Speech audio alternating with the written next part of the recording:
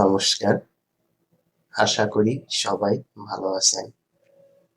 আজকে আমরা দেখব কিভাবে ক্রোম ব্রাউজারে গুগল ট্রান্সলেট আমরা ইউজ করব।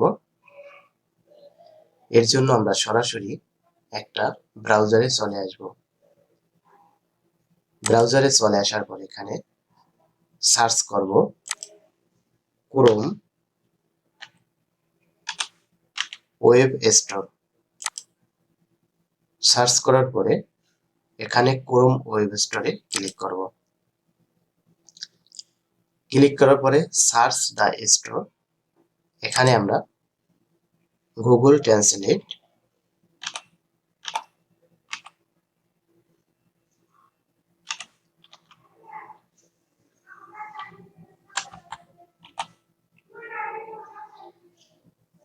লিখে সার্চ করব। সার্চ করার পরে প্রথম যে এক্সটেনশনটি চলে আসছে গুগল ট্রান্সলেট, এখানে আমরা ক্লিক করব। এখানে ক্লিক করার পরে অ্যাড টু ক্রোম এখানে ক্লিক করব। এখানে ক্লিক করার পরে অ্যাড এক্সটেনশন এখানে ক্লিক করব। এখানে ক্লিক করার পরে আমরা দেখতে পাচ্ছি আমাদের এক্সটেনশনটি এখানে অ্যাড হয়ে গেছে। এখন আমরা যদি এখানে ক্লিক করি, এখন যদি এই এক্সটেনশনটি আমরা টপে পিন করে রাখতে চাই এখানে, তাহলে এই পিনের উপরে আমরা ক্লিক করব।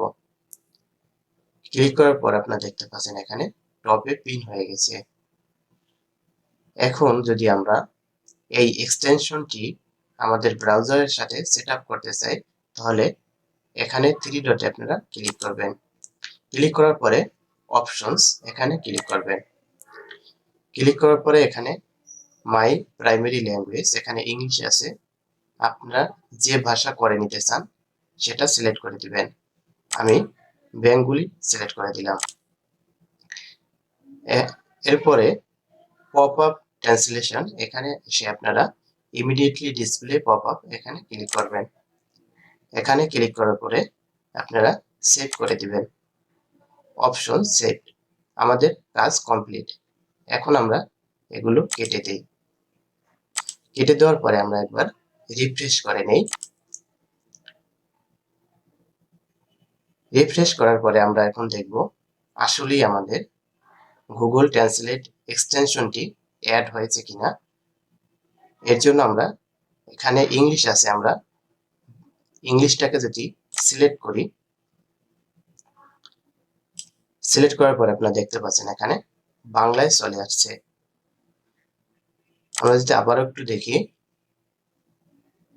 এখানে সিলেক্ট করলাম, দেখুন এখানে বাংলায় চলে আসছে।